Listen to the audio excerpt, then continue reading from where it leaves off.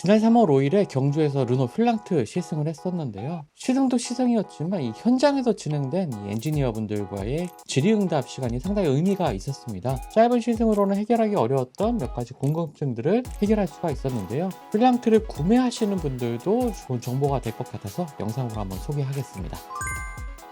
이번에 출시된 르노 필랑트의 파워트레인은 기존에 출시됐던 그랑콜레오스와 똑같은 파워트레인이죠. 출력 5마력 정도가 높아진 차이입니다. 사실상 어떻게 보면은 무의미한 수치일 수도 있겠죠. 하지만 개발진들은 그랑콜레오스와는 가속의 질감이 다르다고 강조하고 있었습니다. 단순하게 이제 엔진의 힘을 키우는 것 뿐만 아니라요, 그랑콜레오스와 비교했을 때 추월이나 이 등판 시에 전기 모터가 더 빨리 그리고 더 오래 개입하도록 배터리의 가용 범위를 끝까지 쥐어짰다고 설명을 했습니다. 그리고 그랑콜레오스에서 지적을 받았던 이 하이브리드 시스템 특유의 이질감, 엇박자를 줄이는데 더욱더 집중을 했다고 설명을 했고요. 그리고 우리는 이 드라이브 모드를 바꾸는 경우에 서스펜션의 단단함이 바뀐다고 생각하는 경우가 많습니다. 물론 에어 서스펜션이라든지 일부 서스펜션에서는 물리적으로 단단해지는 부분도 있긴 하지만 대부분의 차량들의 서스펜션 같은 경우에는 스포츠 모드로 바꾸게 되면은 이것이 단순하게 서스펜션이 단단하게 또는 무르게 변해서가 아니라요, ESC의 개입 시기를 앞당겨서 차가 더 민첩하고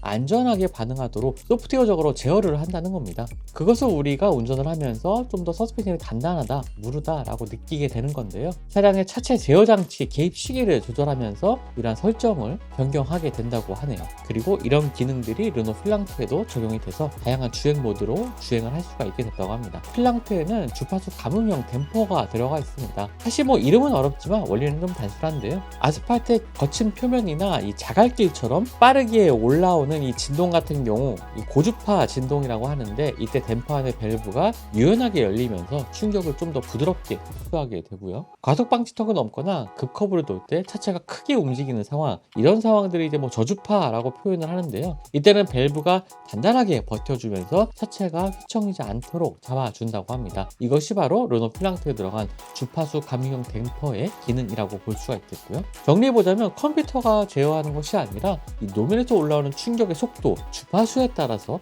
댐퍼 안의 밸브가 기계적으로 대응하는 방식입니다. 그랑콜레오스가 가족을 위한 무난한 승차감을 보였다면 필랑트는 이 밸브를 더 정교하게 다듬어서 안정적이면서도 부드러운 세단 같은 느낌을 더하려고 애를 썼다고 하더라고요. 그리고 르노 필랑트에는 파노라마 루프가 적용되어 있습니다. 파노라마 루프 보기는 좋지만 차량을 설계하는 입장에서는 재앙에 가깝다는 얘기도 전해 들었는데요. 자동차 설계상으로 이 파노라마 루프 자체가 소음과 진동에 상당히 취약한 구조라고 합니다. 유리는 철판보다 이 탄성이 적기 때문에 특정 엔진의 회전수에서 또는 이 도로로 갈 때 들려오는 이러한 주파수에 따라서 하나의 거대한 북처럼 철판처럼 흔들릴 수 있다고 합니다. 이런 것들이 공진처럼 느껴지면서 실내 소음으로 유입될 수도 있는 거고요. 이를 막기 위해서 천장 프레임을 대폭 보강해서 꽉 붙잡았다고 하고요. 또 요즘 유행하고 있는 이 전자식으로 햇빛을 가려주는 전자식 차광 유리 왜 안 썼냐는 질문도 있었는데요.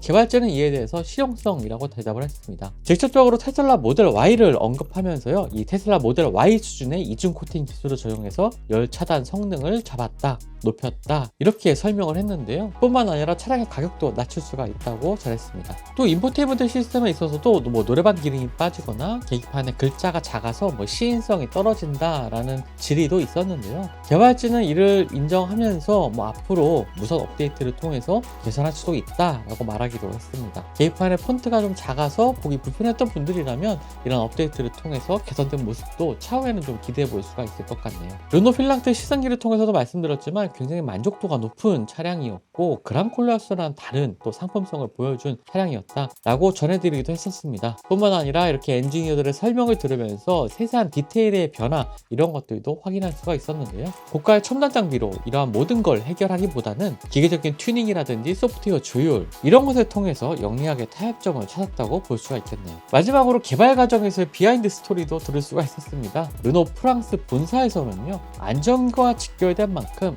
르노 특유의 이 단단한 핸들링, 안정감 있는 핸들링을 보수했고요. 한국의 팀에서는 이 한국형 승차감을 포기할 수가 없었다고 합니다. 결국 필랑트는 스프링 강성 증대, 힐트랙을 확대하는 것과 같이 하체를 더 단단하게 보강을 하면서도 소프트웨어와 댐퍼 튜닝을 통해서 유연한 승차감을 만들어냈다고 합니다. 이런 양국의 치열한 언쟁이 필랑트라는 좋은 결과물을 만들어냈다고 생각되는데요. 다다익선이라는 개발자분의 농담 섞인 포부처럼 이러한 디테일이 시장에서 어떤 성적으로 이어질지 기대가 됩니다. 지금까지 글로벌 오토스 원선웅이었고요. 저도 다음 영상으로 찾아뵙도록 하겠습니다. 르노 필랑트 시승기도 잊지 말고 봐주세요.